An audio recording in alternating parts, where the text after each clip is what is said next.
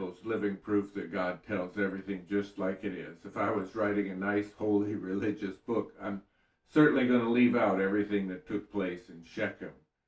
But God tells it like it is. And I don't know for sure how Moses got everything so detailed, whether it was by word of mouth or just passed down through the generations. Maybe it was something written that he worked from. But one thing I do know is in Exodus 33:11 it says, "So the Lord spoke to Moses face to face as a man speaks to his friend."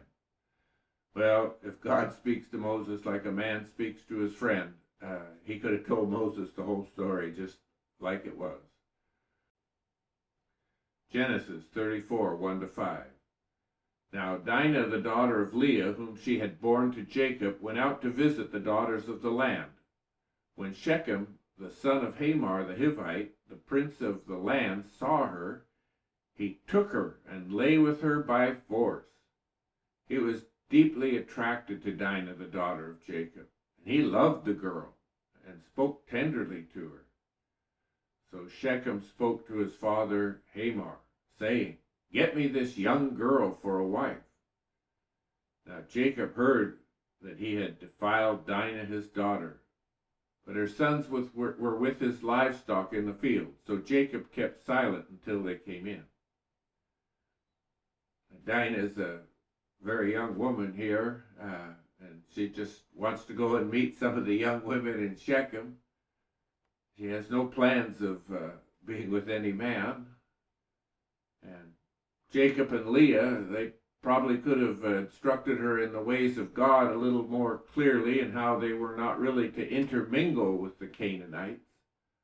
But they let her go into town. While Dinah is visiting the daughters of the land, this prince sees her and takes her by force. Well, some people like to shout out, well, she shouldn't have been there in the first place. It's all her fault. As far as I'm concerned, it doesn't matter where a woman is or how she got there. There's no woman in this world that deserves to be raped. And there's definitely no excuse for this prince's lustful and sinful behavior, or any other man's lustful and sinful behavior for that matter. How often can we say that sorrows have come upon us when we were in the wrong place at the wrong time for the wrong reasons? I've been there. I've done it more than I like to admit. I just can't blame God for what took place, but God is able to deliver us even from our own mistakes. And he's going to deliver Dinah from this problem that she has got herself into. Genesis 34:6-17. Then Hamor, the father of Shechem, went out to Jacob to speak with him, and the sons of Jacob came in from the field when they heard it. And the men were grieved and were very angry because he had done a disgraceful thing in Israel by lying with Jacob's daughter, a thing which not ought to be done. But Hamor spoke with them, saying, "The soul of my son Shechem longs for your daughter. Please give her to him as a wife. Make marriages with us. Give your daughters to us, and take our daughters to yourselves. So you shall dwell with us, and the land shall be before you. Dwell and trade in it, and acquire possessions for yourselves in it." Then Shechem said to her father and her brothers, "Let me find favor in your eyes, and whatever you say to me I will give. Ask me ever so much dowry and gift, and I will give according to what you say to me, but give me the young woman as a wife." But the sons of Jacob answered Shechem and Hamor his father, and spoke deceitfully, because he had defiled Dinah their sister. And they said to them, "We cannot do this thing to give our sister to one who is uncircumcised, for that would be a reproach to us. But on this condition we will consent to you.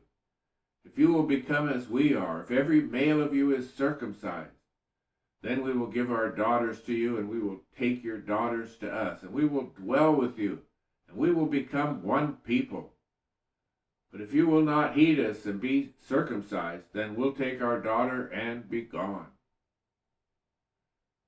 Jacob knows that his children should not marry Canaanites.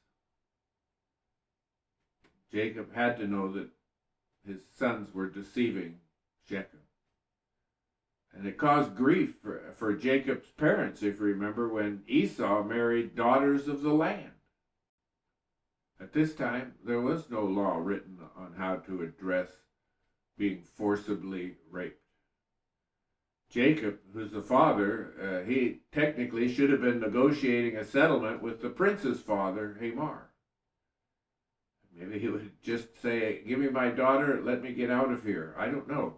But there was no need for Jacob to bring all his sons to this meeting, and there was no need for Hamor to bring his son. So it's not about being circumcised. It's all about getting revenge. Being circumcised without serving the living God is useless. Nothing was said about you folks have to serve the living God. That wasn't even mentioned. We have a same situation. A lot of people, they just think, oh, I'll just go get water baptized and become a Christian. No, you got it in reverse. You become a Christian. You start following Jesus, and then you get water baptized to show that you have committed your life to Christ and you're buried with him and raised a new person. So these brothers are not only going to kill the prince, but they're going to kill all the men in town. One of the reasonings for that type of revenge would be that no one tried to stop Shechem from raping Dinah. They just all let it happen. So as far as the brothers are concerned, they're all guilty. Genesis 34:18-24. Hamor and his son Shechem agreed to their proposal. Shechem wasted no time in acting on this request, for he wanted Jacob's daughter desperately. Shechem was a highly respected member of his family, and he went with his father Hamor to present this proposal to the leaders at the town gate. These men are our friends, they said. Let us invite them to live here among us and trade freely. Look, the land is large enough to hold them. We can take their daughters as wives and let them marry ours. But they will consider staying here and becoming one people with us if all our men are circumcised just as they are. But if we do this, all their livestock and possessions will eventually be ours. Come, let's agree to their terms and let them settle here among us. So all the men in the town council agreed with Hamor and Shechem, and every male in the town was circumcised. Well, these men of Shechem aren't getting circumcised to be pleasing to God. They're just getting circumcised because they're thinking of what they may profit and that they may be able to intermarry with the daughters of Jacob. And looking at the profit that might come to them because of this arrangement. They said, will not their livestock and their property and all their animals be ours? Well, the men of Shechem, they just want to gain riches. Money in marriage will not make this disgraceful rape go away. Shechem made no apology for his actions. Dinah was a young woman. Shouldn't have been even touched. They're just wanting to make Shechem a happy guy with Dinah. They just want to take over Jacob's possessions. Something not right going on here. Genesis 34:25-31. Now it came about on the third day when they were in pain that two of Jacob's sons, Simeon and Levi, Dinah's brothers, each took his sword and came upon the city unawares and killed every male. They killed Hamor and his son Shechem with the edge of the sword, and took Dinah from Shechem's house and went forth. Jacob's sons came upon the slain and looted the city because they had defiled their sister. They took their flocks and their herds and their donkeys and that which was in the city and that which was in the field. And they captured and looted all their wealth and all their little ones and their wives, even all that was in the houses.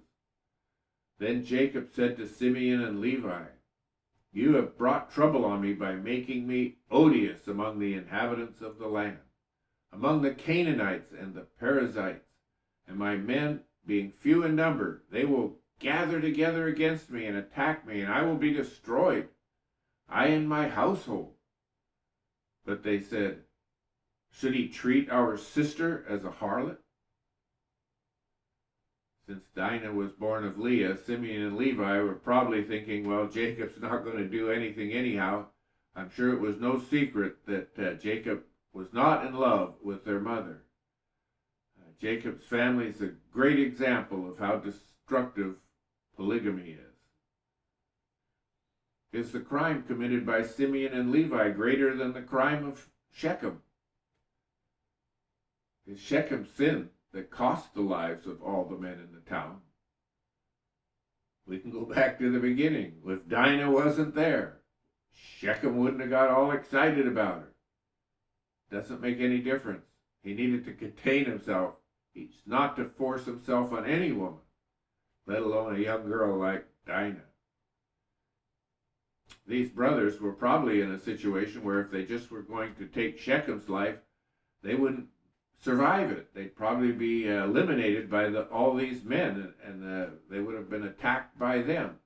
So they had to, in their minds, they had to get rid of all the men of Shechem. Dinah was already living in the same house with Shechem, and we really don't know Dinah's feelings about this whole situation. In those days, the woman's feelings weren't that important, but they are important. Dinah's being forced to stay with Shechem, I'm sure it wasn't something that was pleasing to her. And like I said back in the beginning, God's going to deliver Dinah, whether she should have been in town or not. He's going to get her out of that situation. She's not going to be married to a Canaanite. I believe Dinah could have been very glad to be rescued by their brothers. It's hard for me to imagine that a woman would just fall in love with her rapist and want to spend the rest of her life with them, especially being at a young age. Simeon and Levi, they just have killed off all of the men, and all Jacob's sons have looted everything in the city and in the surrounding fields. And the sons of Jacob also took the women and the children along with them to be their servants. So how's Jacob feeling? He's grieved over what his sons have done. His children's wickedness has brought a reproach to Jacob, and he believes this reproach is upon the God of Jacob also. Matthew Henry wrote, "When sin is in the house, there is reason to fear ruin at the door." Well, Simeon and Levi, they justify their actions by saying, should he treat our sister as a harlot? This statement's meant to silence Jacob and kind of accused him of, you didn't do anything for Dinah. Now Jacob's sons are condemning him for not taking revenge for Dinah. But in reality, those who seek revenge, they always stand ready to defend their actions. They are just getting revenge. Whatever they did is okay. Jacob fears arises again, and he worries that the Canaanites and the Perizzites will gather together against him and destroy him and his household. There's not anything going on that's righteous in this chapter, but the damage is done. Jacob shouldn't have stopped in Shechem. Dinah shouldn't have gone to town. Shechem shouldn't have raped Dinah. Shechem shouldn't have kept Dinah in his home. Simeon and Levi shouldn't have devised a plan in the name of God and killed everyone. I don't know how much I'm missing there. But the only good news is that Dinah was rescued from Shechem, and now Jacob must pack up, get out of Shechem, and continue traveling towards his father's house. In Romans chapter 12, verse 19, it says, "Never take your own revenge, beloved, but leave room for the wrath of God. For it is written, 'Vengeance is mine, I will repay, says the Lord.'"